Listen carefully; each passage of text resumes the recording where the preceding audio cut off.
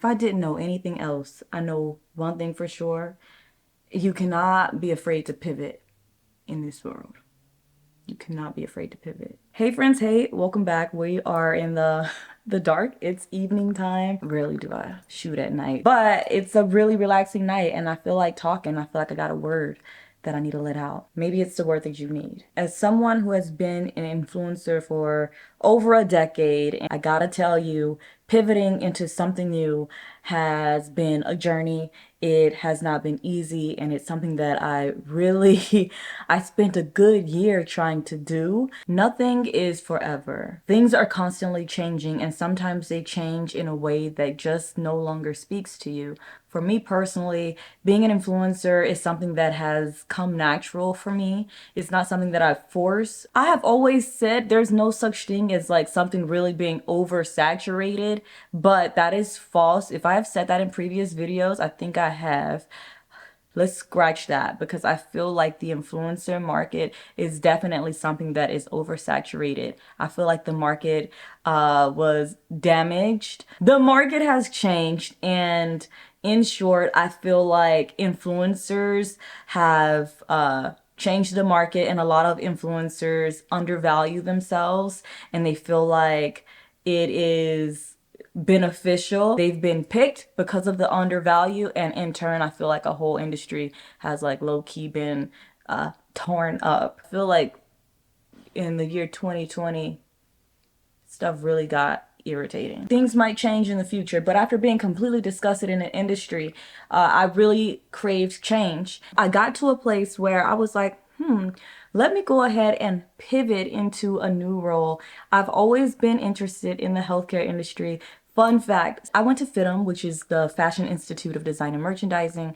I moved to downtown LA when I had just turned 17. I can't believe my parents trusted me to go out there. As a mama, I would have been a nervous wreck, but my parents very much so may have been. So I went to fashion design school. However, before going, my senior year in high school, my little sister was born and she was in the NICU. And I just remember driving to the hospital every day after school, going to the NICU, scrubbing down and taking care of my baby sister. Like the nurses had showed me how to do everything. And in my heart, I felt like I want to be a NICU nurse.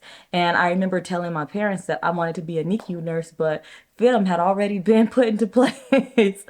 But that's something that I really felt strong about. And I remember just loving the feeling of being in there and just the machines and seeing babies, push through and get better. And unfortunately, it wasn't always, brightness and babies pushing through. There was also, some losses, which was hard, but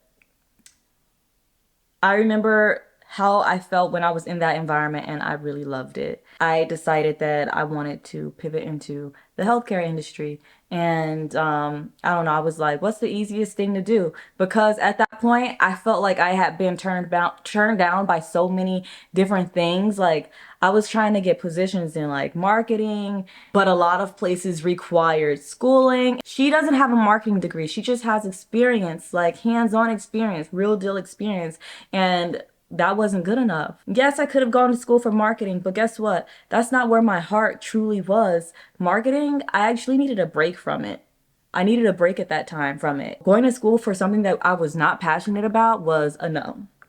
It was a hard no. She became a phlebotomist. Definitely health industry entry level position, but it's something that I love. It's what I currently do. I love it so much, but right now I'm at a point where I'm like, now what do I want to do with this? I don't know. She don't know what to do. But I have to say, it is exciting. It is, I don't feel fear. I don't feel scared or nervous. I just feel excitement. I don't quite know exactly what I want to do, but I'm pivoting into something and I'm just going with the flow. And you know that little feeling that you get on the inside, like deep down in your gut and in your spirit, in your mind, your body, everything, like mine, I'm going with that and it feels right. We all have that feeling deep down. It's directing us, it's guiding us. If we pay more attention to that feeling, more of us will be thriving. We have to learn to stop second guessing ourselves and to stop undermining ourselves, because we are greater than we think. Secondly, sharing your business and sharing your goals. Because I'm not telling y'all everything, to be honest with you. I'd be gatekeeping the out of my life. I gatekeep so much. So I share tidbits, but I will never give, like, I'm not gonna give my full deep down, like, my path, like what I plan on doing or what I see for myself. That's just something that I'm not gonna share. Y'all gotta see it play out. And I'm encouraging you guys to do the same thing.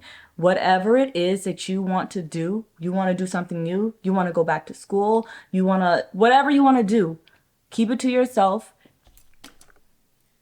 You can write it down, but don't go telling people what you want to do. You know why? Because the first thing that people start to do is they start to question you. They start to undermine you. They start to say, you can't do that. Why you want to do that? Ain't you doing this? What's up with that?